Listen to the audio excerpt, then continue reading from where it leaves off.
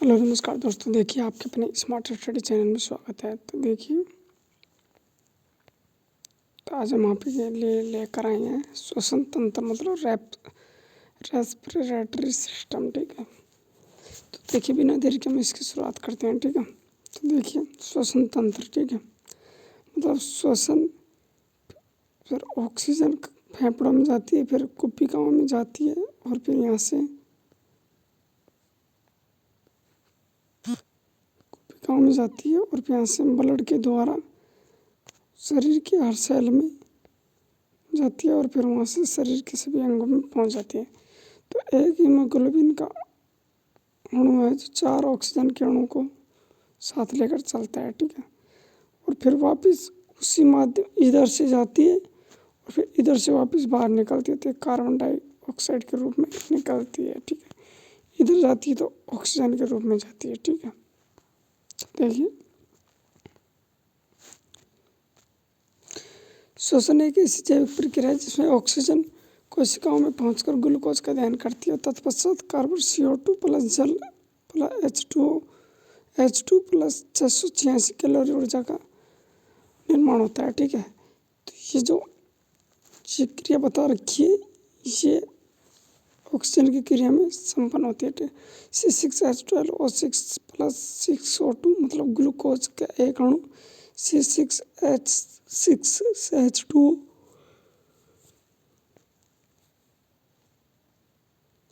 Plus 38 ATP या 686 kilo calorie ऊर्जा हमारी कोशिकाओं में ऊर्जा ATP के रूप में माइटोकॉन्ड्रिया में संचित रहती है। ठीक है, कोशिकाओं के अंदर की प्रक्रिया होती है। ठीक है, देखिए श्वसन की क्रिया किस प्रकार की क्रिया है, तो ये ऊष्माशोषी है, मतलब जब उत्पाद के साथ साथ ऊष्मा या ऊर्जा का निर्माण होता है। ठीक है, ऑक्सीकरण मतलब जब कोई क्रिया में ऑक्सीजन का योग हाइड्रोजन की कमी होती है। ठीक है, कैटाबॉलिक मतलब अपचयी श्वसन की क्रिया में ग्लूकोज छूटता है। दहन मतलब श्वसन की क्रिया में ग्लूकोज का दहन होता है। ठीक है, तो ये इसकी क्रिया है। ठीक है, अब श्वसन के प्रकार तो 2 प्रकार के होते हैं, कौन कौन से, वायवीय श्वसन और अवायवीय श्वसन। ठीक है, तो देखिए वायवीय श्वसन, देखिए ग्लूकोज को ऑक्सीजन की उपस्थिति में टूटना वायवीय श्वसन कहलाता है। ठीक है, एग्जाम्पल अधिकतर जीव जंतुओं में वायवीय श्वसन होता है, जैसा कि मनुष्य में। ठीक है, वायवीय श्वसन की क्रिया में कोशिका द्रव्य व माइटोकॉन्ड्रिया में संपन्न होता है। ठीक है, जबकि अवायवीय में या अनोक्सिक श्वसन में ग्लूकोज को ऑक्सीजन की अनुपस्थिति में टूटना अवायवीय श्वसन कहलाता है। ठीक है, जैसा कि ईस्ट, कवक, फंगिस, बैक्टीरिया में भी, कभी कभी मनुष्य की मांसपेशियों में भी अवायवीय श्वसन की प्रक्रिया केवल कोशिकाओं में श्वसन संपन्न होता है। ठीक है, इसमें ग्लूकोज का अपूर्ण विखंडन होता है और एक ग्लूकोज का अणु टूटकर 2 ATP ऊर्जा का निर्माण करता है। ठीक है,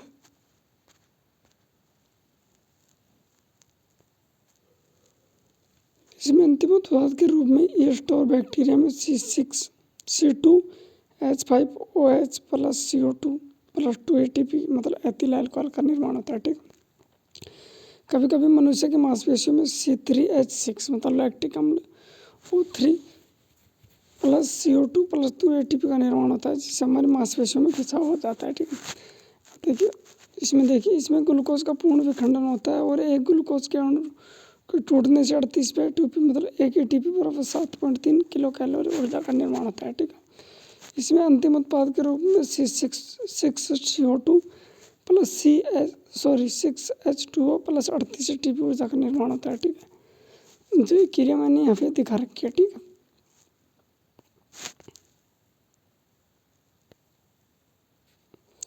ठीक है, इसमें तो ये प्रक्रिया होती है और इसमें ये प्रक्रिया होती है। ठीक है, अब देखिए फिर ये देखिए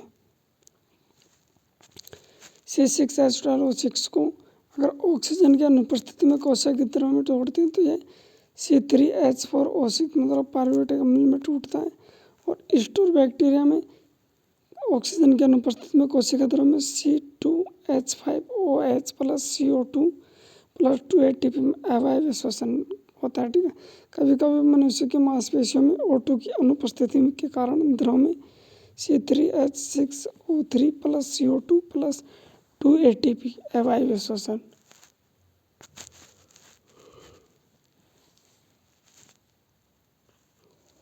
एक सामान्य व्यक्ति में माइटोकॉन्ड्रिया में ऑक्सीजन की उपस्थिति में क्रेब्स चक्र में ATS चक्र में 6U2 + CH2 ब्लड 38 ATP वायवीय श्वसन। ठीक है।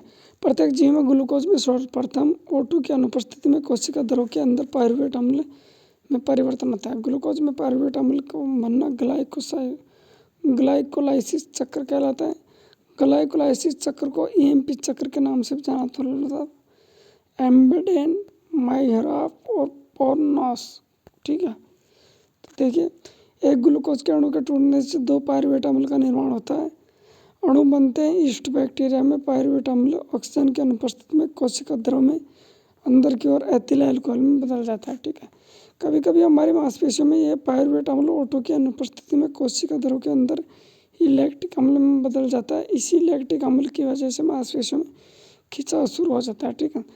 एक सामान्य व्यक्ति में यह पायरुवेट अम्ल माइटोकॉन्ड्रिया में चला जाता है। माइटोकॉन्ड्रिया में O2 की उपस्थिति में क्रेब्स चक्र की क्रिया होती है। ठीक है।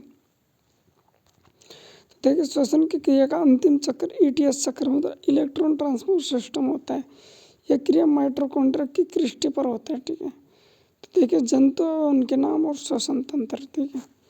तो देखिए, स्तनधारी जैसे पशु, मनुष्य, व्हेल में एक जोड़ी लंग्स होते हैं। ठीक है। रेबीज मतलब पक्षी में लंग्स होते हैं। रेप्टाइल सरीसृप में भी लंग्स होते हैं।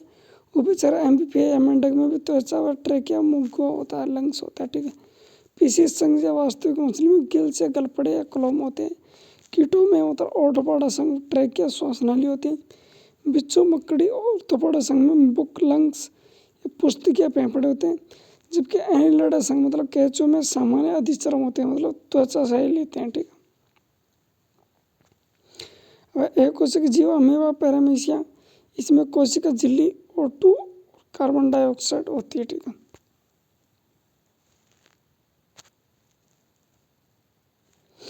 मानव श्वसन तंत्र। मनुष्य में एक जोड़ी लंग्स फेफड़े पाए जाते हैं। मानव श्वसन तंत्र में भाग है तो नासा द्वार है, नासा गुहा है, ग्रसनी ग्लोटिस होता है, लैरिंक्स या कंठ होता है, श्वसनली ट्रैकिया होता है, श्वसनीय होता है, श्वसनिकाय होता है, कुपिकाय या एल्वियोलाई होता है। ठीक है।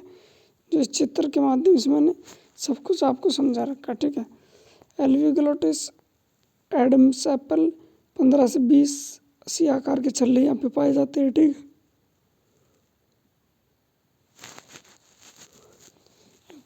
इन लंग्स के ऊपर प्लूरल झिल्ली का आवरण पाया जाता है। इसके 2 लूप होते हैं। ठीक है।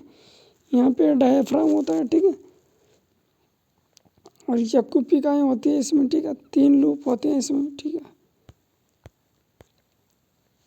अब देखिए, श्वसन मार्ग का सही क्रम पहले नासाद्वार, फिर नासा गुहा, फिर ग्रसनी, लैरिंक्स, श्वासनली, फिर श्वसनी और फिर श्वसनी का फिर कुपिकाएँ। ठीक है। अब नासा गुहा में बोमन ग्रंथि पाई जाती है जो हमें गंध की जानकारी प्राप्त करती है। ठीक है। नासा गुहा में ही सिपेशियन ग्रंथि पाई जाती है जो गर्म वायु को नम वायु में और नम वायु को गर्म वायु में करती है। ठीक है। वायु ग्रसनी में ग्लोटस वाले क्षेत्र में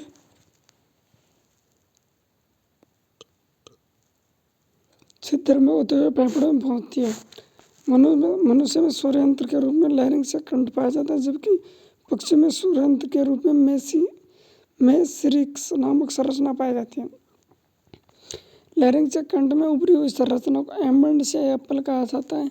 श्वसनली की लंबाई 10 से 12 होती है। श्वसनली में लगभग 15 से 20 सी आकार के छल्ले पाए जाते हैं। ये छल्ले उपास्थि मतलब नरम हड्डियों के बने होते हैं। इसका मुख्य कार्य श्वसनली को चिपकने से बचाता है। ठीक है। अब श्वसन तंत्र की मूल इकाई कुपिकाएँ होती हैं। ठीक है। मनुष्य में फेफड़ों में लगभग 500 मिलियन कुपिकाएँ हैं। कुपिकाओं में से गैसों का आदान प्रदान होता है। फेफड़ों में ऊपर प्लूरल झिल्ली का आवरण पाया जाता है। मनुष्य में दाएं फेफड़े में 3 लूप, बाएं फेफड़े में 2 लूप पाए जाते हैं। ठीक है। श्वसन की क्रिया निम्न पदों में पूर्ण होती है। पहला है बाह्य पद। वायुमंडलीय वातावरण में वायु को अंदर ले जाने, अंदर बाहर लाने और बाहर छोड़ने बाह्य कहलाता है। जबकि 2 प्रकार के होते हैं, अंतः श्वसन और उच्च श्वसन मतलब बाहर छोड़ने वाला श्वसन। तो जब हम श्वास को लेते हैं अंदर तो 78% नाइट्रोजन, 21% ऑक्सीजन, कार्बन डाइऑक्साइड 0.03% लेते हैं। लेकिन जब हम छोड़ते हैं तो 78% नाइट्रोजन छोड़ देते हैं, लेकिन ऑक्सीजन है जो 16.4% छोड़ते हैं, जबकि कार्बन डाइऑक्साइड 4.4 बढ़ जाती है। ठीक, फेफड़ों का आयतन बढ़ाने का काम अंत श्वसन का होता है। पसलियों बाहर की ओर आ जाती है, इसमें डायफ्राम चपटा हो जाता है। जबकि फेफड़ों का आयतन कम हो जाता है, उच्च श्वसन मतलब सांस छोड़ने में पसलियाँ वापस अंदर चली जाती हैं और डायफ्राम वापस से गुमंदाकार होता है। तो यहाँ से देखिए C6H12O6 प्लस 6O2 को C6O2 6CO2 plus 6H2O plus 38 ATP ऊर्जा का निर्माण होता है। ठीक है, गैसों का आदान प्रदान कुपिकाओं से होता है, कुपिका विसरण विधि के द्वारा होती है। ठीक है, ऑक्सीजन का परिवहन हीमोग्लोबिन करता है। ठीक है, ये कोशिकाएं होती हैं जिसमें ऑक्सीजन और कार्बन डाइऑक्साइड का आना और जाना होता है। ठीक है,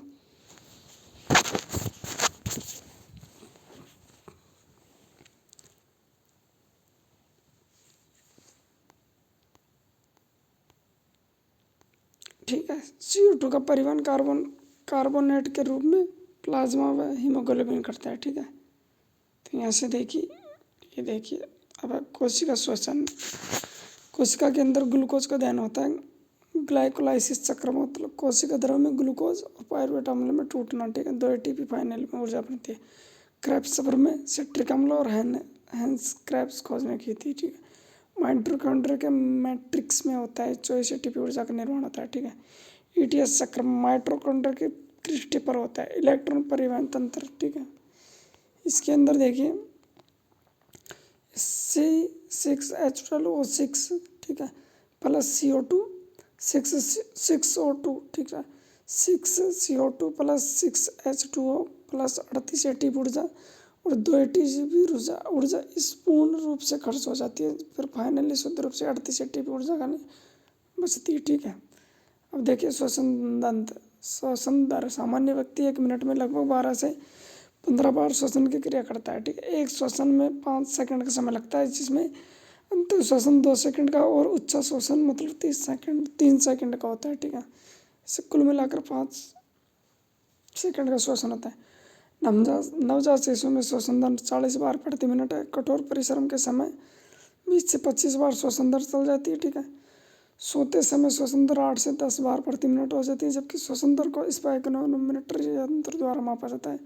श्वसन दर को कंट्रोल करने का काम मेडुला ऑब्लांगेटा मतलब मस्तिष्क में करता है। ऑक्सीजन की कमी से हाइपोक्सिया होता है। ठीक है, दमा या अस्थमा सांस लेने से संबंधित बीमारी है, एलर्जी से होने वाली बीमारी है। इस रोग में श्वसनिकाएं सिकुड़ जाती है। एम्पाइसीमा सिगरेट व धूम्रपान की वजह से रोग होता है। सिलोसिस रोग पत्थर की खदानों में कार्य करने वाले रोगों से मिलता है। ठीक है, अगर वीडियो अच्छी लगे तो वीडियो को लाइक करना, चैनल को सब्सक्राइब करना और अपने दोस्तों में शेयर करना, और बायो में हमारा टेलीग्राम का चैनल है, उससे भी आप जुड़ना। ठीक है, धन्यवाद।